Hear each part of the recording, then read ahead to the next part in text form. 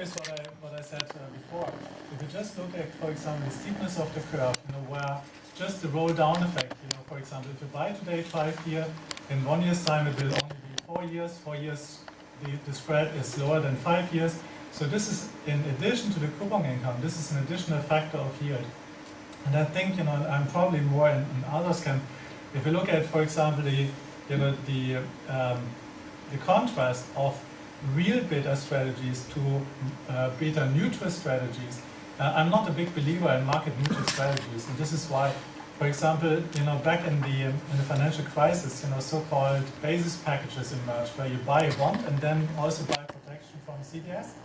So you considered yourself being credit risk hedged, and that has worked most of the time. But unfortunately, there are also some cases where it didn't work. For example, the nationalization of the SNS Bank, where subordinated bonds have been wiped out. Unfortunately, because they have been wiped out, there was no deliverable into CDS, meaning that you did not get any compensation from CDS. So all I'm saying is, in 99% of the cases, this is market neutral, and it did work out. Unfortunately, in 1% of the cases, you got a full whammy.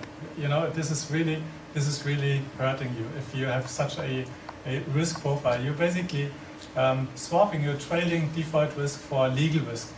You can do that. It could add value to the portfolio, but you need to be aware of it. Very good. Same example would be Argentina. Sorry? Yeah. Same example would be Argentina. Exactly. There is no credit risk there, but obviously there is a political risk and political animosity between the countries. Right. Which effectively pushed credit from whatever 300, 400 points into 2000s. Yeah.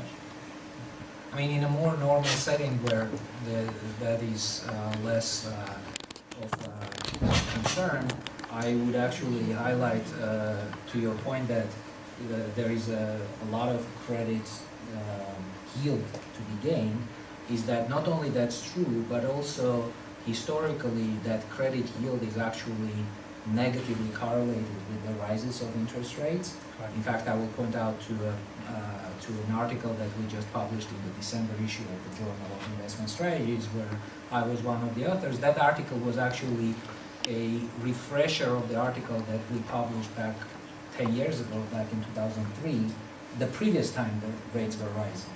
So, and we did a full analysis with then Lehman, now Barclays indices, and showed that indeed credit acts in the normal situation when the rates steepen and rise.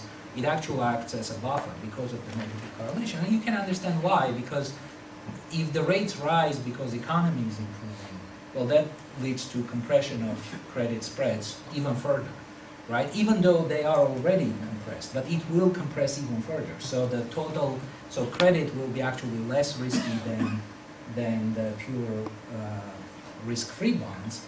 And you can, the implication of that for portfolio management are variety in terms of both picking asset classes as well as, duration management and such. But the bottom line is that is all true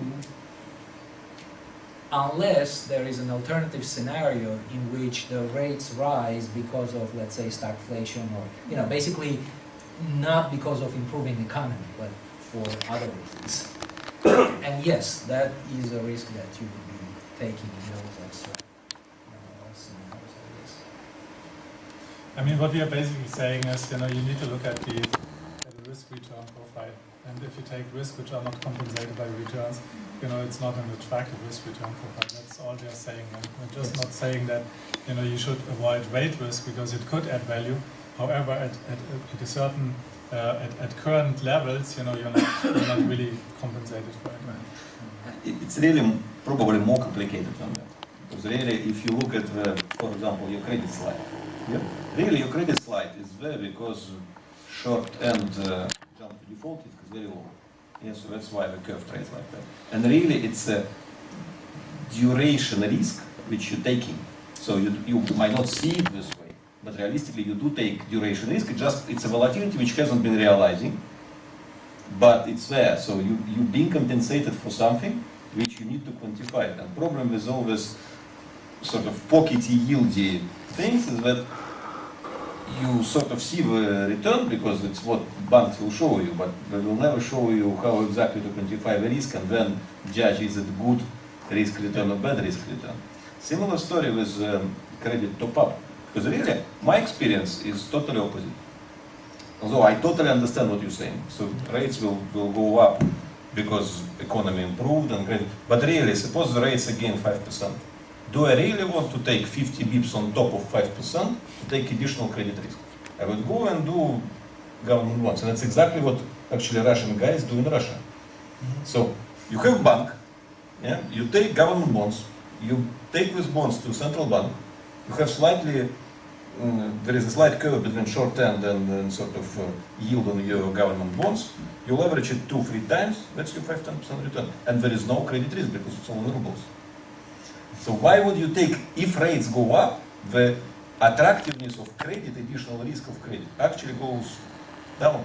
Therefore, credits actually needs to widen. In the substantial increase, perhaps yes. And by the way, the turnaround you described works in US as well, and US banks do the same. So it's just they leverage more and yield because lower, yield is nothing. but yeah, they do the same. What I actually quoted is a statistical statement. I'm not saying it was always then, but it's a 20+ year of statistics in Lehman market indices. Now, again, no statistics backward looking will really forecast what is going to happen next month, but the patterns probably will still be there. One thing I would mention though is actually the very recent period of time, last 3 to 5 years, in that statistic are quite different from the previous 20 years, and that's the effect of the central bank. Because it never happened before. I don't want to use a bad word for it, but QE and so on. So basically, they really, you can see it in statistics how they screw with the markets. You can see how the correlations move around and so on. So the question is, if they finish the QE, will it go back to the normal times, or will it go to never seen behavior before? And that I don't know. Well, I have also one other remark to make, but because you indicate that the current credit spread is still sufficient to, when rates are moving up, but you will still have some buffer that the credit spread could even decrease a little bit, so that in the end you don't feel a lot of the increase of the government curve. But that also indicates that you think that there is that the current, especially on the credit side, that the current spread is actually still too wide. Because if anything is healthy at the moment, in especially the developed world, are the corporates. So how much more healthy can they become? And so I think that this is 50 basis points. It's on top of the, let's say, the gold market at the moment. And that will stay the 50, but maybe it becomes 40. But if the rates are going up and in treasuries from let's say 2% to 3%, you lose 90% of duration. That's, I agree with that. Yeah. So the question is more, and that's probably related to your graph also, is the real credit spread on top of some of the bonds. Is that still enough to be the buffer for a rise in yields? And you claim that, and I think that you're right, that it is more in the high yield space than in the credit space. Or the crossover. Yeah. Exactly. But crossover is not that wide, so crossover is 260 today. And really, at the tides of crossover was 170 in, I think, 2007, before everything started moving. So really, there is relatively little cushion for which we need to fight with very asymmetric risk return. So I don't think that actually going outright bonds or leveraging up and so on is really an answer here.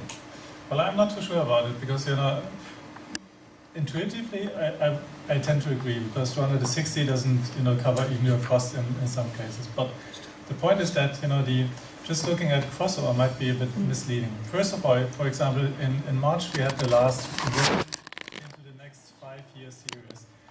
The difference for just half a year between the former series 20 and now the current series 21 was more than 80 basis points. So if you consider it, there's quite a decent say, effect only from that.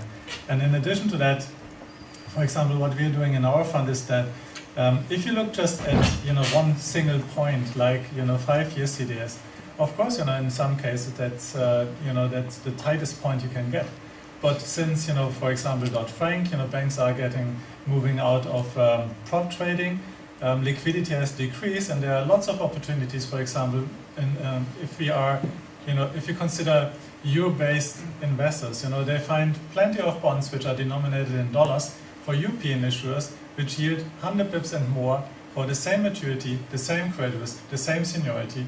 Just swapping out the currency risk yields 100 pips more. If you then put it into perspective to the 260, think about it. I mean, 260 plus 100, or move it the other way around, you are satisfied with 260, but you can go up in the credit curve. No more single Bs, but you're fine with a double B or even a triple B. This is how I think it should be looked at. Kind of the cheapest part to buy into, and that's definitely more than 260 basis points. If I can, because we don't have actually too much, we need to wrap up the discussion to open the floor for questions. But I do have one question, and maybe I wanted to ask it to Judith, is what the impression that I'm getting is it's always any specific asset class you look.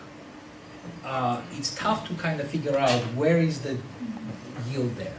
So perhaps the question is, and I have a suspicion that Kirill is also in that camp, is that you need to look cross asset classes to always pick the best or whatever, one versus another, and Anton also mentioned that. So I want to ask you, do you see a lot of that both in terms of supply, like the managers that want to do that, as well as the demand from the real investor? Yes. It's really interesting right now.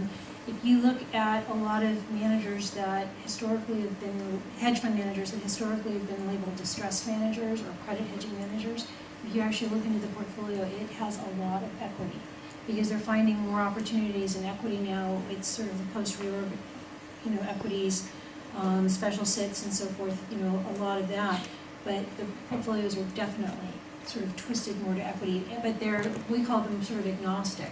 They will go where they see value, and they're starting to see a little bit more value there again on some of the credit side. Okay. And Yeah, I think that, of course, my belief is that you should always look across assets, that's for sure.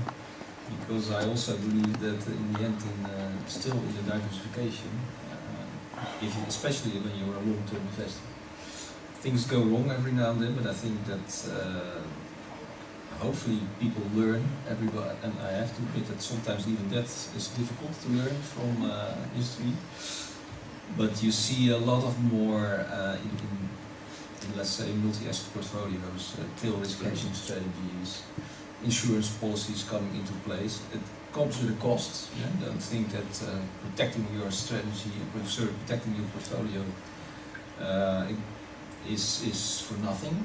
It will come with a cost, but at least it will bring down your volatility in the end. And to look at it from a Sharpe ratio point of view, and you have to look at your beneficiaries of a pension fund or your life insurance policies. I think in the end they will